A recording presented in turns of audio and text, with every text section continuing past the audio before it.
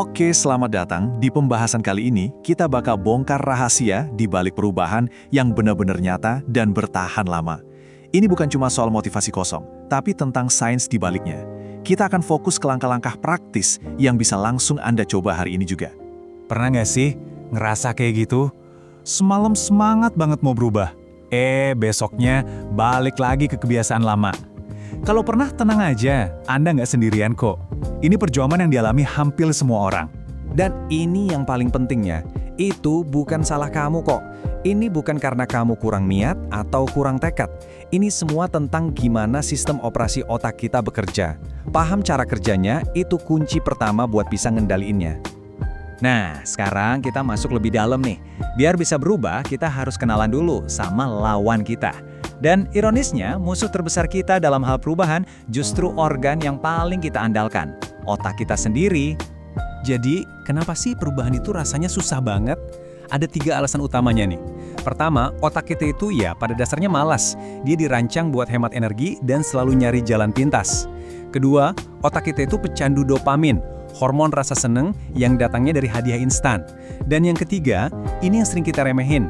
Lingkungan kita ternyata jauh lebih kuat dari sekedar niat baik kita. Coba deh lihat perbandingan ini. Di satu sisi, ada yang enak-enak, instan, kayak nge-scroll TikTok, main game. Di sisi lain, ada yang butuh usaha, tapi hasilnya jangka panjang, kayak baca buku atau olahraga. Nah, tebak otak kita milih yang mana? Pasti yang kiri dong, yang gampang dan cepat ngasih rasa senang. Inilah perang batin yang kita hadapi tiap hari. Terus gimana dong solusinya? Nah, daripada kita capek-capek ngelawan otak kita terus-terusan, yang mana kita udah pasti kalah, ada cara yang lebih cerdik. Kita bisa ibaratnya ngehack sistemnya dari luar. Yuk, kita bongkar cara kerjanya. Setiap kebiasaan itu, mau baik atau buruk, polanya selalu sama. Ada pemicu, terus ada respons, dan diakhiri hadiah. Pemicu ini yang bikin kita bertindak, ya kan? Contoh paling gampang, yaitu alarm bunyi pagi-pagi, otomatis tangan langsung nyari HP buat scroll-scroll. Nah, ini dia nih intinya. Seringkali kita gagal itu bukan karena kita kurang niat atau kurang motivasi, tapi karena sistem di sekitar kita itu salah. Jadi, yuk stop nyalahin diri sendiri dan mulai fokus benerin sistemnya. Oke, sekarang kita masuk ke bagian dagingnya nih. Cara paling ampuh buat benerin sistem adalah dengan mengubah lingkungan kita. Ini dia 3 langkah super praktis buat ngerancang ulang lingkungan biar dukung tujuan kita.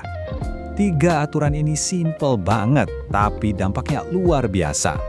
Intinya, kita bakal bikin hal-hal baik itu jadi gampang banget dilakuin, dan sebaliknya, hal-hal buruk jadi susah banget dijangkau. Ini cara kita ngakalin otak biar mau kerja sama. Langkah pertama, bikin pemicu yang baik itu kelihatan jelas. Misalnya kamu mau lebih sering baca buku kan? Jangan taruh bukunya di rak, apalagi ketutupan barang lain. Taruh aja di atas meja kerja. Biar apa? Biar kelihatan terus, jadi pengingat visual yang nggak mungkin kelewat. Kedua, bikin kebiasaan baik itu jadi gampang. Kurangin rintangannya seminimal mungkin. Contohnya, mau lari pagi. Kalau sepatu larinya disimpan di dalam lemari di bawah tumpukan baju, wah, otak langsung cari 1000 alasan buat nunda.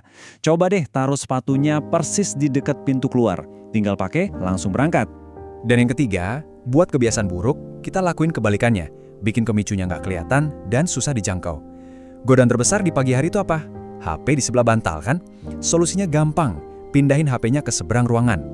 Cuma nambahin sedikit usaha buat ngambil, itu udah cukup banget buat ngentiin kebiasaan scroll tanpa mikir. Oke, ngubah lingkungan fisik itu satu hal. Tapi ada satu lingkungan lagi yang gak kalah penting buat diatur, lingkungan di dalam kepala kita. Yap, pola pikir alias mindset. Ada 2 jenis mindset nih, coba dicek, kamu yang mana? Ada pola pikir tetap yang bilang, gue emang dari sananya pemalas, atau gue emang gak pintar. Di sisi lain ada pola pikir bertumbuh yang bilangnya, gue belum bisa, tapi gue bisa belajar. Atau dengan latihan, pasti bisa lebih baik. Pergeseran kecil dari emang begini jadi bisa tumbuh, itu dampaknya gede banget loh. Ingat ya, motivasi dan mood itu datang dan pergi, nggak bisa diandalin. Yang bisa kita andalin itu sistem dan disiplin yang kita bangun. Sistem yang bagus itu bakal bikin kita tetap jalan, bahkan di hari-hari dimana kita lagi nggak mood sama sekali. Oke, setelah kita tahu semua ini, terus mulainya gimana? Jawabannya simple banget. Jangan coba ubah semua hal sekaligus. Fokus aja sama satu hal yang super kecil. Kebiasaan kecil itu kayak gimana sih? Bisa sesimpel baca buku 10 menit aja tiap hari. Atau ngurangin main HP 30 menit. Atau mungkin lari 2 kali seminggu. Tujuannya bukan buat lihat hasil gede dalam semalam, tapi buat ngebangun momentum dari kemenangan-kemenangan kecil yang kita kumpulin tiap hari. Jadi kuncinya adalah satu. Mulai dari satu aja. Satu kebiasaan baru yang kecil. Satu perubahan di lingkungan kamu. Kuasai yang satu itu dulu sampai jadi otomatis. Ini cara paling efektif buat bikin perubahan besar tanpa ngerasa kewalahan. Perubahan itu emang nggak selalu nyaman, tapi ingat ini, versi diri kita yang lama nggak akan bisa bawa kita ke tempat yang baru. Untuk bisa naik level, kita harus rela ngelepasin kebiasaan-kebiasaan lama kita. Nah jadi setelah dengerin semua ini, saya mau kasih satu pertanyaan buat kamu. Bukan buat dijawab besok atau lusa, tapi hari ini, sekarang juga. Coba lihat sekeliling kamu.